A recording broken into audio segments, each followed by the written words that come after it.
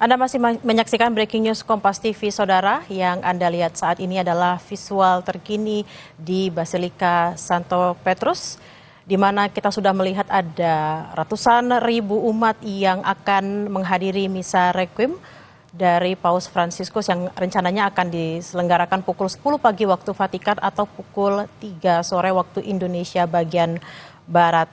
Sebelumnya, Saudara, peti jenazah Paus Fransiskus sudah disegel dalam upacara liturgi yang berlangsung di Basilika Santo Petrus pada Jumat pukul 8 malam waktu Vatikan, dan upacara ini dipimpin oleh Camerlengo atau Kepala Rumah Tangga Negara Vatikan, Kardinal Kevin Farrell. Dan penyegelan peti merupakan bagian dari rangkaian acara sebelum nantinya Paus Fransiskus akan dimakamkan di Basilika Santa Maria Maggiore, yang kita tahu bahwa Basilika Santa Maria Maggiore ini memiliki kesan tersendiri bagi pribadi Paus Fransiskus, karena setiap lawatannya, baik mau pergi atau pulang dari lawatan luar negeri, Paus Fransiskus selalu menyempatkan diri untuk berdoa di Basilika Santa Maria Maggiore. Saudara, ratusan umat berkemah di jalan-jalan kota Vatikan pada Sabtu pagi. Saudara, peti jenazah Paus Fransiskus disegel dalam upacara liturgi yang berlangsung di Basilika Santo Petrus Jumat malam waktu Vatikan. Prosesi penutupan peti jenazah Paus dilakukan setelah sekitar 250.000 pelayat memberikan penghormatan terakhir. Ritus liturgi penutupan peti jenazah dipimpin oleh Kardinal Kevin Farrell, penjabat kepala gereja yang bertugas mengatur pemakaman Paus. Setelah dilakukan penutupan dan penyegelan peti jenazah, akan dilanjutkan dengan misa pemakaman. Kita sudah terhubung dengan Ulil Absar Abdallah, Ketua PBNU, dan juga Albertus Bagus Laksono, Rektor Universitas Sanata Dharma Yogyakarta. Selamat sore, Romo dan juga Mas Ulil. Kita akan ngobrol-ngobrol sedikit untuk mengenang sosok Paus Fransiskus. Aku ke Mas Ulil dulu. Mas Ulil, kalau berbicara soal Paus Fransiskus, apa sih yang ada di benak dan pikiran Mas Ulil mengenai Paus Fransiskus? Ya, terima kasih, dan terima kasih sekali saya sudah diundang di dalam momen yang sangat penting ini, siaran langsung pemakaman Paus Fransiskus, pemimpin gereja Katolik universal yang sangat dihormati oleh semua golongan. Ya, saya berkesempatan untuk bertemu dengan Sri Paus ini waktu kunjungan ke Jakarta kemarin, ke Indonesia, dan sangat terkesan sekali dengan sosok beliau, kesederhanaan beliau.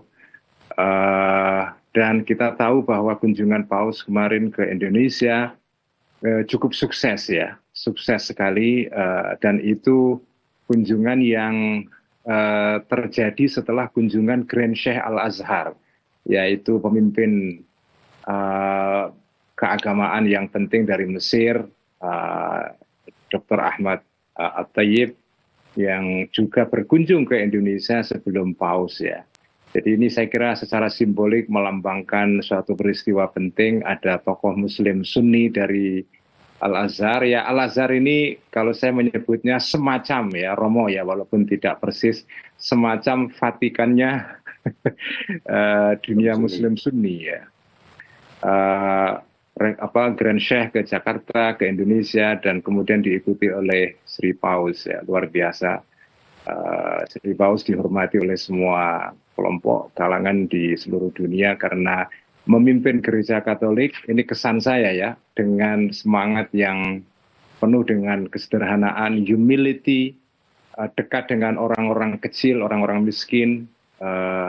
Itu disimbolkan dengan tindakan beliau yang secara humble, secara dalam bahasa NU secara tawadhu ya, mencium kaki seorang umat ya, itu luar biasa.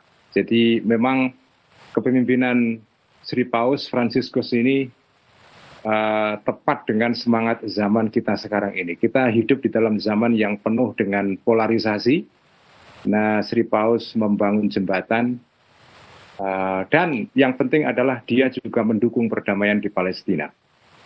Nah, itu yang paling penting. Bahkan hingga hari terakhir pun sesaat sebelum meninggal, Paus masih sempat video call dengan umat yang ada di Gaza. Nah, kalau kita ke Romo Bagus, Romo apakah punya pengalaman pribadi atau pengalaman personal dengan Paus Fransiskus? Lalu seperti apa sosok Paus Fransiskus di mata Romo?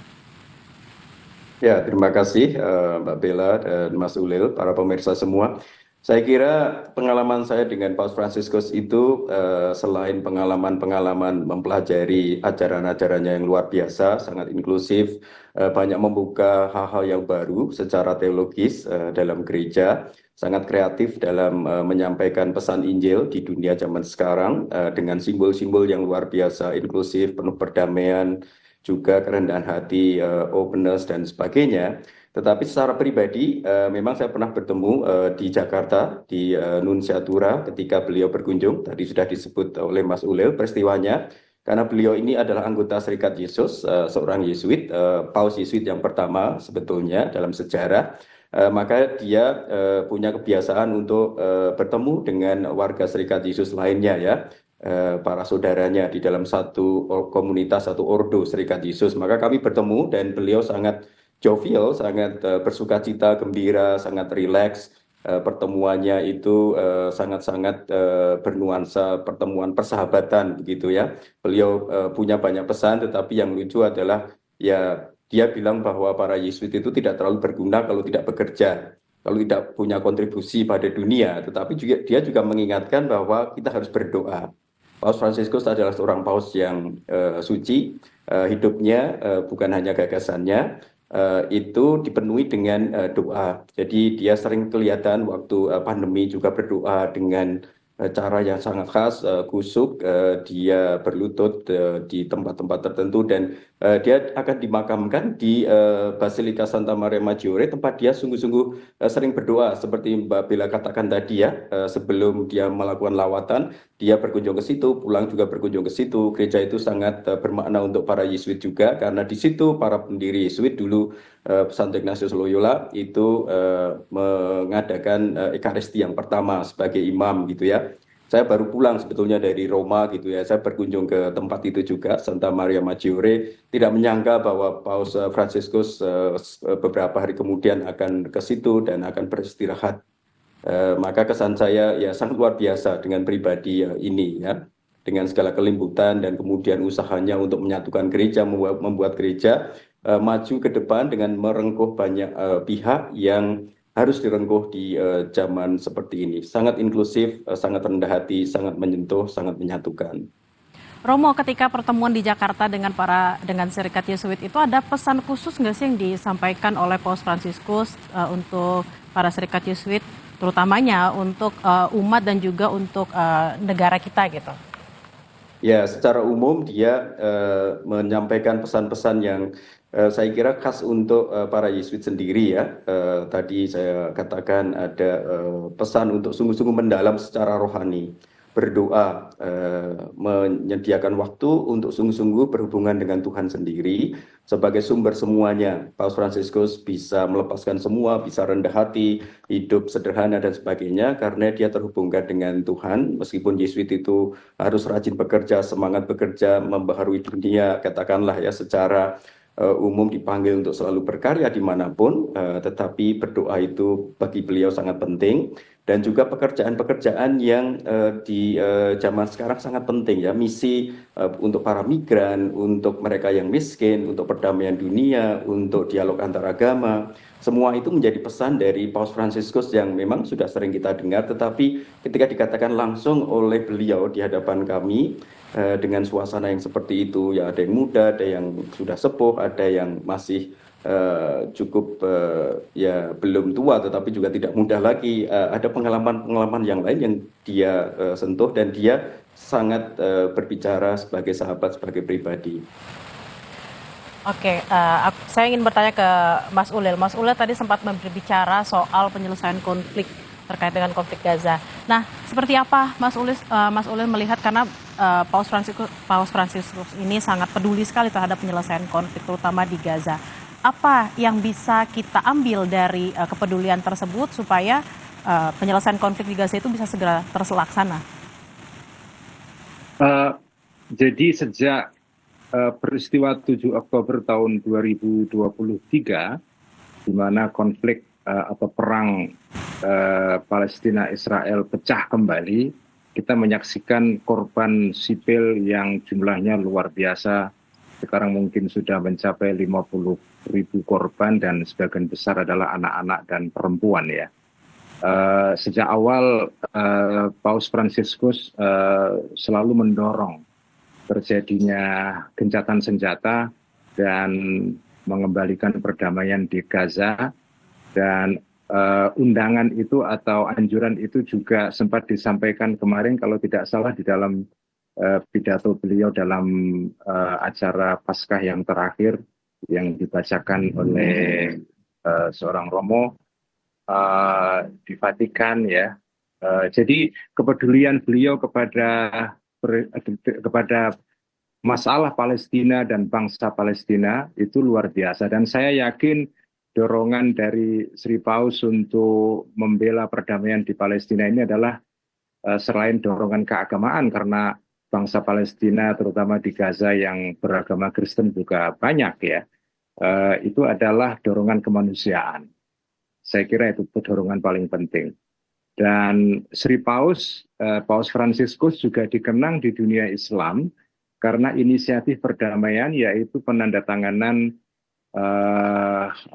dokumen Abu Dhabi, dokumen persaudaraan kemanusiaan yang diteken pada bulan Februari tahun 2019, di mana dua tokoh penting dari dunia Islam, yaitu Grand Sheikh Al-Azhar, Dr. Ahmad At-Thayyib, dan Paus Fransiskus bertemu di Abu Dhabi menandatangani wathiqatul al-wathiqah al-insaniyah lissalam al-alami, dokumen persaudaraan untuk perdamaian dunia. Dan ini dokumen yang penting ya. Bagaimana Mas Ulil mengambil keteladanan dan juga hidup dari Paus Fransiskus di mata Anda dan juga di mata para umat Muslim terutama, supaya perdamaian-perdamaian di dunia ini bisa juga segera terjadi gitu Mas Ulil? Ya, saya kira teladan itu penting ya, karena kekuatan agama tidak punya modal yang bersifat material ya. Kekuatan agama saya kira pesan moral dan keteladanan moral. Keteladanan moral itulah yang dicontohkan oleh Sri Paus dalam kehidupan sehari-harinya, di dalam cara beliau memimpin gereja Katolik itu. Kedekatan beliau kepada orang-orang kecil, orang-orang yang terpinggirkan. Saya kira salah satu legacy dia yang penting adalah adanya patung ya, patung untuk menghormati para imigran. Judulnya Angel Unaware, Romo ya. Itu kalau di Indonesia kan apa itu judulnya Romo? Patung para malaikat yang malaikat yang jadi itu kan patung yang diletakkan di lapangan di depan di lapangan Santo Petrus. Saya kebetulan ke sana kira-kira setahun yang lalu Romo, dan menyaksikan patung itu. Jadi patung itu patung yang menggambarkan tentang para imigran. Karena Paus sangat tersentuh oleh banyaknya imigran dari Timur Tengah terutama dan Afrika ya, karena peristiwa-peristiwa konflik di daerah itu, kemudian mereka menyeberang ke Eropa, dan jadi ini pesan yang penting. Jadi Gereja Vatikan sangat menekankan pentingnya kita membantu orang-orang yang terdampar ya, di dalam, katanya konon patung itu diinspirasikan oleh satu ayat di dalam Alkitab, dalam Alkitab Ibrani itu ada satu ajaran yang mengatakan, ingatlah selalu untuk memberi tumpangan kepada orang-orang asing. Ini saya kira pesan yang universal ini ya. Kita harus membantu orang-orang yang tidak kita kenal. Kalau membantu orang yang kita kenal mudah, membantu orang-orang yang tidak kita kenal itu yang susah itu. Dan disitulah persis pentingnya agama memberikan dorongan moral untuk melakukan tindakan menolong orang-orang yang tidak kita kenal. Oke, kita nanti akan berbicara lebih dalam lagi terkait dengan para imigran yang juga menjadi pokok pemikiran dari Paus Fransiskus. Kita akan jeda dulu, Romo Bagus dan juga Mas Ulil. Dan saudara, ada sejumlah kepala negara yang sudah tiba di Basilika Santo Petrus untuk menghadiri misa requiem pemakaman dari Paus Fransiskus. Kurang lebih ada 164 kepala negara yang akan hadir di sana dan sejumlah pengamanan juga sudah dipersiapkan untuk mengamankan jalannya pemakaman pada sore hari ini. Breaking News Kompas TV akan kembali usai jeda, saudara, tetaplah bersama kami.